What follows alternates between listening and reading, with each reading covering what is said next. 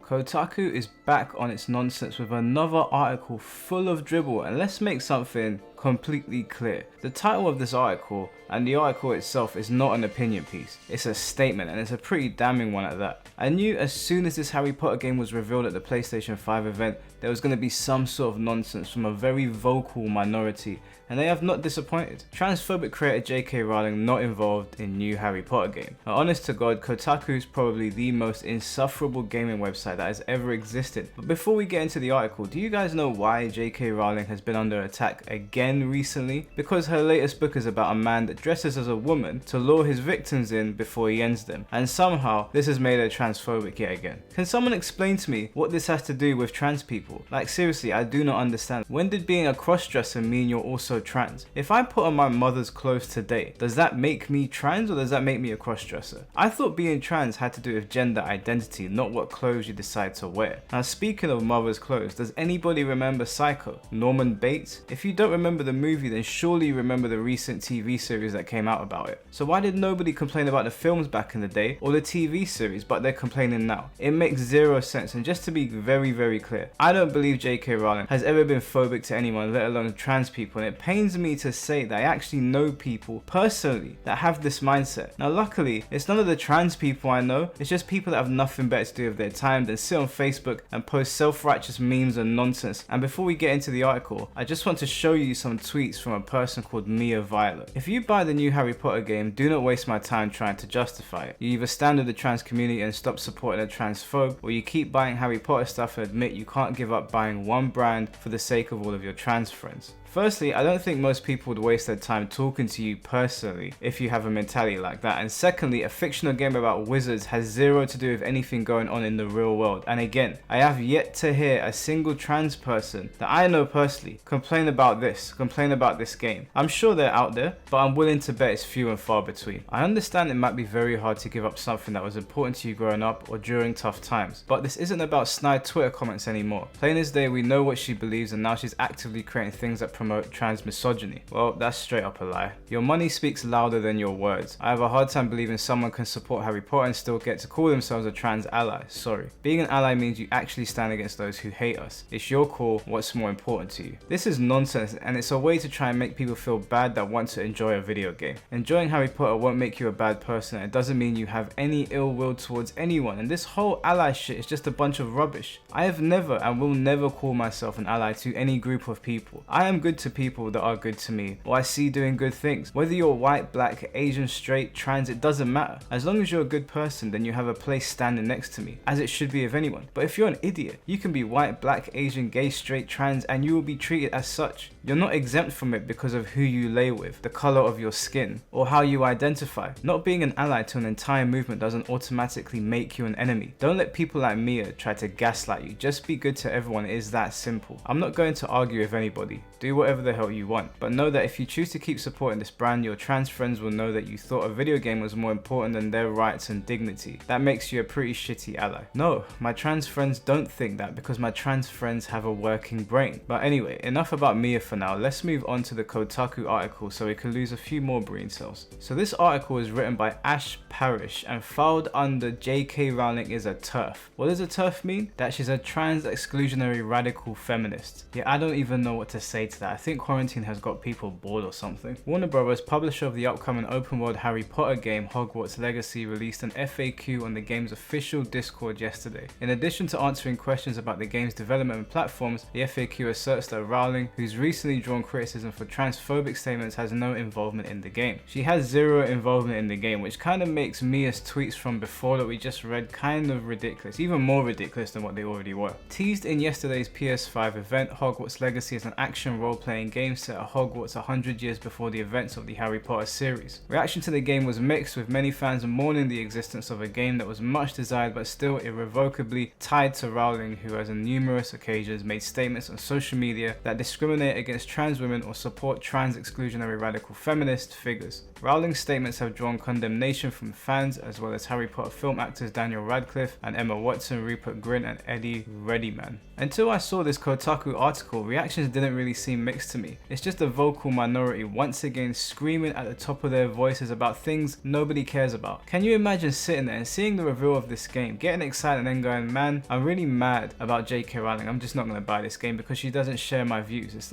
absolutely ridiculous. Warner Bros. FAQ reads that J.K. Rowling was not involved in the creation of the game, however, her extraordinary body of writing is the foundation of all projects in the wizarding world. This is not a new story from J.K. Rowling, and FAQ on Warner Bros. Supports site alters this wording to not directly involved, though both have identical explanations of the scope of Rowling's participation. Would you rather someone else wrote its story now? Isn't the reason you fell in love with the Harry Potter world and its lore is because J.K. Rowling told a good story? If you remove her from it, if you remove her from the narrative, then surely it will lose some of its magic, no pun intended. A spokesperson from Warner Bros. Declined to comment further when asked by Kotaku whether Rowling would receive royalties for Hogwarts Legacy. When asked whether the studio had any comment on Rowling's beliefs, the comment referred Kotaku to a statement Warner Bros. Released in June to Variety. Of course Kotaku just wants to poke around, and of course she's going to receive royalties, it's her thing. Harry Potter is J.K. Rowling's thing. What a stupid question to ask. This is barely a gaming website anymore, it's just a domain for social piranhas. The events in the last several weeks have firmed our resolve as a company to confront difficult societal issues. The Variety statement reads, Warner Bros. Position on inclusiveness is well established, and fostering a diverse and inclusive culture has never been more important to our company and to our audiences around the world. We deeply value the work of our storytellers who give so much of themselves in sharing their creations with us all. We recognize our responsibility to foster empathy and advocate for understanding of all communities and all people, particularly those we work with and those we reach through our content. Harry Potter mobile game Hogwarts Mystery has a similar FAQ point regarding Rowling's involvement in the game, which reads, J.K. Rowling was not involved in the creation of the game. J.K. Rowling is supportive of portkey games which are authentic to the wizarding world, has entrusted the design and creation of the games to WB Games and the developers involved. On Twitter, many current and former Harry Potter fans expressed a range of emotions and opinions about Hogwarts Legacy and its connection to Rowling. Some fans said they are unwilling to purchase a game that may support Rowling, while others stated that they'd be willing to purchase the game to support its developers, noting Rowling's lack of creative input into Hogwarts Legacy may be an attempt to distance it from the transphobic creator whilst also appealing to conflicted fans. No, they didn't. Very few did. A very small percentage of people did. Almost negligible. And again, they've called her transphobic. That's a damning statement to make. It's not an opinion, that is a statement. I hope Kotaku have a good set of lawyers. Well, actually, let me take that back. I don't hope that they have a good set of lawyers. The sooner the rest of Kotaku shuts down, the better it is for the rest of the world. The better it is for the gaming industry. Nothing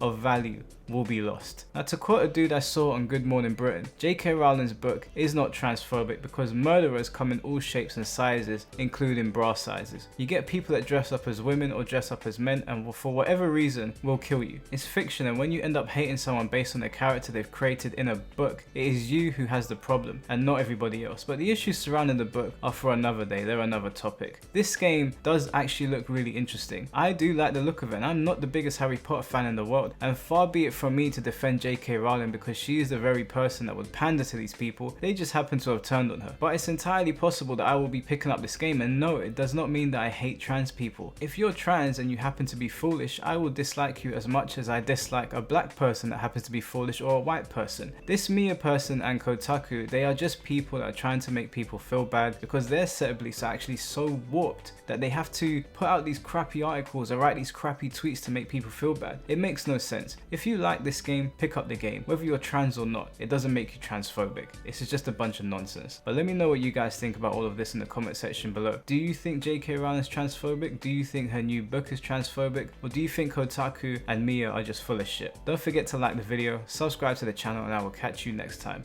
Peace.